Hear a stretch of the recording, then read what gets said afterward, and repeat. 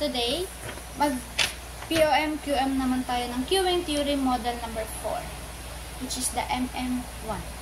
So, before that guys, pag na-open na natin ang COM natin, o POM-QM natin,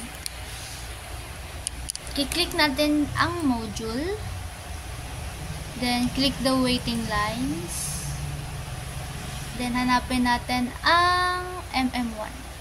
So, may apat na MM1 dito, or may finite systems na mga finite. So, may MM1 with finite system size, MMS with finite system size, MM1 with a finite population, MMS with finite population. So, ang pwede natin gamitin guys sa queuing theory model number 4 is the finite population. So, click natin ang finite population. And then, title.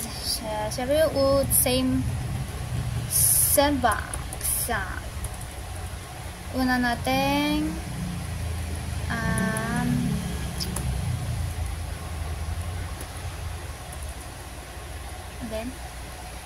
then use cost, then click OK.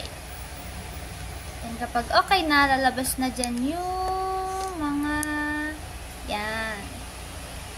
Arrival rate per customer. Mu natin. So, ang mu natin is 0.1.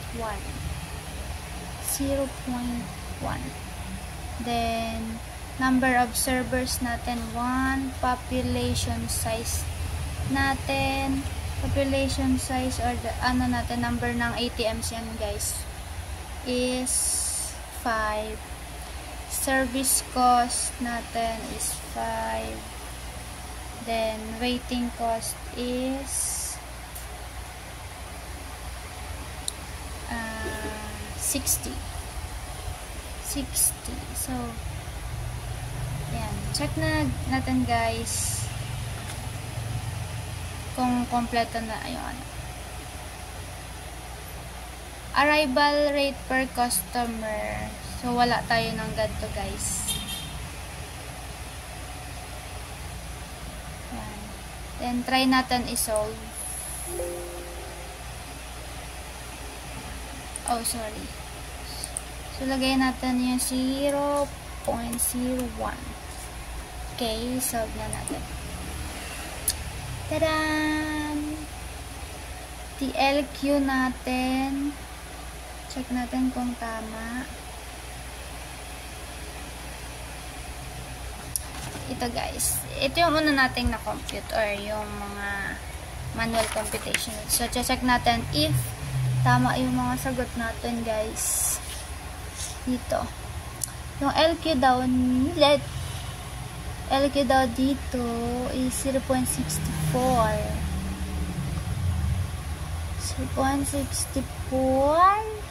Then, ang WQ is 4.67. So, tama tayo guys. Then, probability. Ito, PO natin. Probability of system is empty is 0.4. Tama. Yan guys. Tapos yung waiting cost ng labor, or yung per shift natin. Yan. So, tama naman siya guys. Tama naman siya sa na-compute natin. Then, sa table na, ito yung mga table na. Probability, number of systems. Ito, 1 to 5. Ito yung mga probability. Ito yung mga natin, na ay probabilities. Tapos ito yung mga sagot. Then sa graph ng probabilities natin, ito siya. So, malaki yung chance na 0 ang ating probabilities na yan guys. Then, tapos, Ganun lang guys. Thank you.